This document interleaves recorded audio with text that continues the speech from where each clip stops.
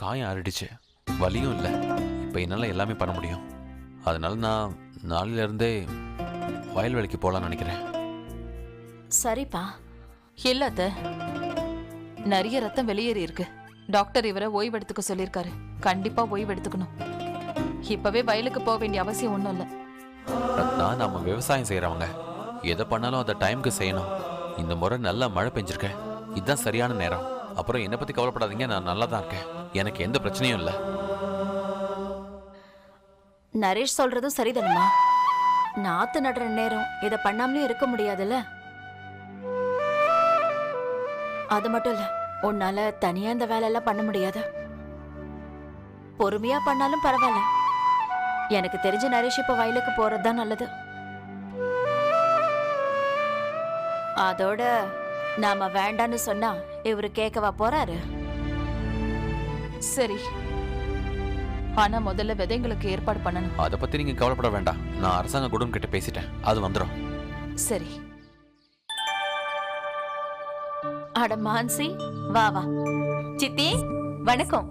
வாங்க மான்சி அண்ணி, நான் போய் உங்களுக்கு டீ கொண்டு வரேன். அதெல்லாம் ஒண்ணு வேணாம், நான் இப்பதான் வீட்டுல சாப்பிட்டுட்டு வரேன். வணக்கம் நரேஷ். வணக்கங்க. இப்போ உங்க உடம்பு எப்படி இருக்கு? நல்லா இருக்குங்க. நல்லா தானே இருக்கும். ரத்னா அந்த அளவுக்கு உங்களை நல்லா கவனிச்சுக்கிறாங்க. நான் சொன்னதுக்கு அர்த்தம் நீங்க இந்த ஊருக்காக எவ்வளவோ பண்ணிருக்கீங்க. எங்களுக்கு இந்த கடமை கூட இருக்காதா என்ன? நான் எப்போ அந்த கடவுள்கிட்ட இதுதான் வேண்டிக்கிறேன் சித்தி, நரேஷ் சீக்கிரமா குணமாகணும்னு. அட நீ மட்டும் இல்லம்மா, ஊரே இவருக்காக தான் வேண்டிக்குது. இவரு அப்படிப்பட்டவர். நரேஷ், என் பொண்ணு சொன்னா நீங்க தான் மீராவுக்கும் ரன்வீருக்கும் படிப்பு சொல்லி தரீங்கன்னு. உண்மையிலேயே நீங்க ரொம்ப நல்ல காரியம் பண்றீங்க. இங்க பாருங்க, இத்தனை வருஷமா எப்ப பார்த்தாலும் ரன்வீர் ஃபெயில் ஆயிட்டே தான் இருக்கான். அவன் வயசுல உள்ள எல்லா பசங்களும் அடுத்தடுத்த கிளாஸுக்கு போயிட்டாங்க. ஆனா ரன்வீர் அந்த கிளாஸ்லயே தான் இருக்கான். ஆனா ஒண்ணு, அவன் இந்த முறை நல்ல மார்க் எடுத்து பாஸ் பண்ணுவாங்கிற நம்பிக்கை எனக்கு இருக்கு. ஏன்னா இப்ப நீங்க தானே அவனுக்கு சொல்லி கொடுக்குறீங்க. அட இல்லைங்க, அப்படிலாம் ஒன்றும் இல்லை. ரன்வீர் ரொம்ப புத்திசாலியான பையன். அவனுக்கு கொஞ்சம் உதவி தேவைப்பட்டுச்சு, அதைத்தான் நான் பண்ணேன். மற்றது எல்லாமே அவனே பண்ணிடுறான். நரேஷ், உங்களுடைய மதிப்பு உங்களுக்கு தெரியாது. ஏதோ மாயா இருக்கு உங்ககிட்ட.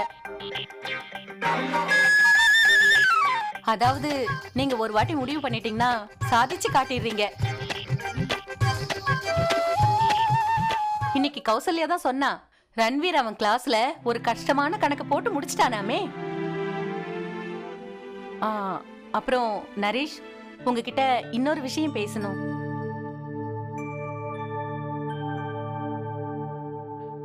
சொல்லுங்க. அதாவது நான் என்ன நினைக்கிறேன்னா, நீங்க எங்க பசங்களுக்கும் படிப்பு சொல்லி கொடுத்தீங்கன்னா ரொம்ப நல்லா இருக்கும். சித்தி, ஏன்னே தெரியல, இப்பெல்லாம் பாண்டி மார்க்கே எடுக்க மாட்டேங்கிறான். அதனால நீங்க வீட்டுக்கு வந்து அவனுக்கு படிப்பு சொல்லி கொடுத்தீங்கன்னா எனக்கும் கொஞ்சம் உதவியா இருக்கும்.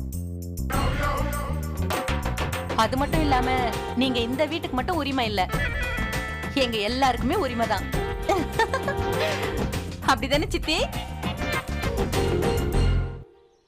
இது ரொம்ப நல்ல விஷயமாச்சே. பசங்களுக்கும் நன்மை நடக்கும். அப்புறம் பசங்களோட அம்மாவுக்கும் தான். சரிங்க, நான் சொல்லித்தரேன். இதுல என்ன பிரச்சனை இருக்க போது?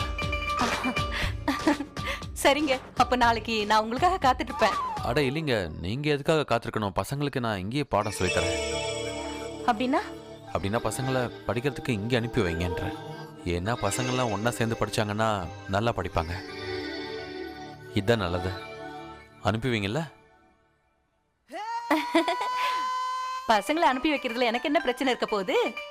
எந்த பிரச்சனையும் இல்லை.